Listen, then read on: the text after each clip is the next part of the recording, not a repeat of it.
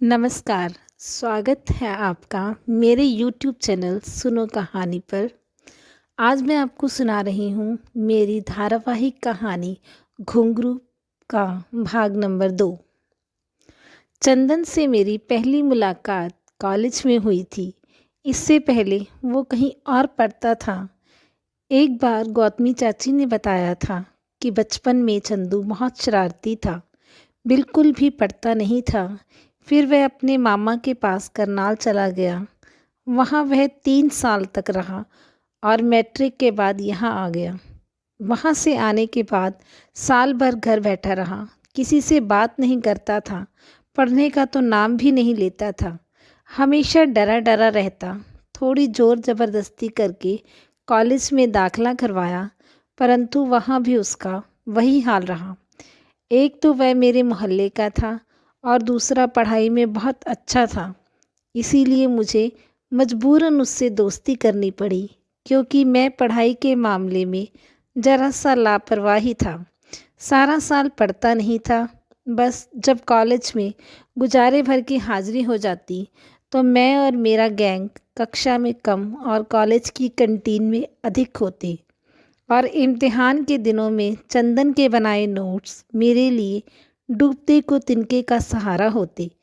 उन दिनों शाम को मैं उसके घर जाकर पढ़ाई करता। मेरे आने से उसकी माँ बहुत खुश होती और मेरी खूब सेवा करती। चाय कॉफ़ी तो मिलती ही थी, साथ में कुछ ना कुछ खाने को भी देती। उसका पुत्र मोह मेरा बेड़ा पार करा देता और मैं चाहे चंदन से कम अंक लेता, परंतु बढ़िया अंकों से पास हो जाता। वैसे तो मैं चंदन को अपना प्रिय मित्र मानता, परंतु जब मस्ती के मूड में होता तो उसकी ओर देखता भी नहीं। मेरे इस तरह के व्यवहार से उसे कोई फर्क नहीं पड़ता था, परंतु कभी कभी मुझे बहुत महसूस होता। मैं जब भी उसे देखता वह हमेशा शांत ही रहता। उसने कभी किसी से ऊंची आवाज़ में बात तक नहीं की थी। एक बार बातों बातों में मैंने उससे कहा कि मैं भी बड़ा स्वार्थी हूँ। तुम मेरी इतनी मदद करते हो और मैं हूँ कि तुम्हें अकेला छोड़कर चला जाता हूँ। मेरी इस बात पर वह हल्का सा मुस्कुराया और फिर कहने लगा, शायद मैं हूँ ही इसी काबिल। उसकी इस बात पर मेरे लिए उसकी महानता का कद और भी ऊंचा हो गया। चंदन दिखने में भी अच्छा था, बल्कि उसकी कद-काठी कक्षा के सभी लड़कों से अच्छी थी। पतला चेहरा और तीखी नाक उसके चेहरे को और भी आकर्षक बनाते थे। कई लड़कियों ने उसके साथ दोस्ती करनी चाही, परंतु उसने कभी हामी नहीं भरी। ऐसा नहीं था कि वह लड़कियों से घबराता था, बल्कि वह उनसे कन्नी कतरता था।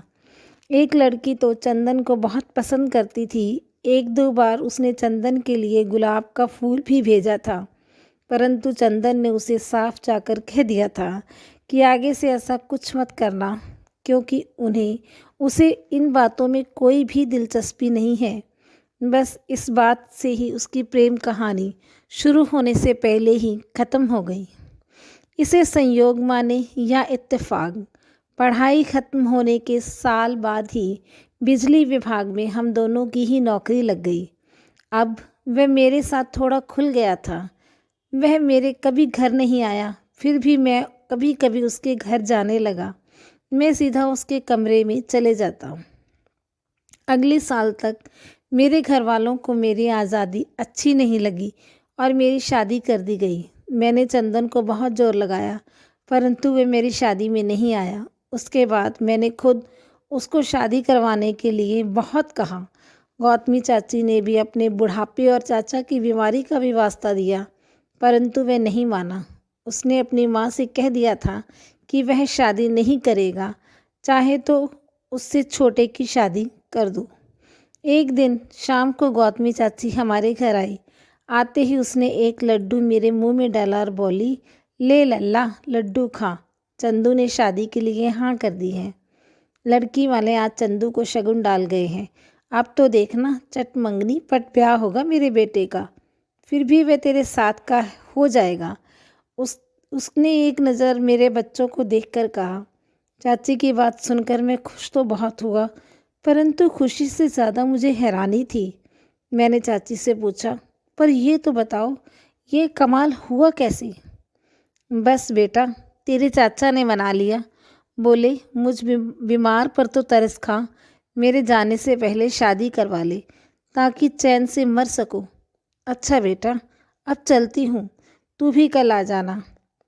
तू उसका सखा नहीं, उसका भाई है। अब सारे काम तुमने ही करने हैं। और हाँ, बहुरानी को भी लाना, अकेले मत आना। गौतमी चाची ने जाते जाते ये सारी बात बताई। मैं बहुत खुश हुआ। सच में कभी कभी मुझे मैं वह मित्र कम और भाई अधिक लगता था।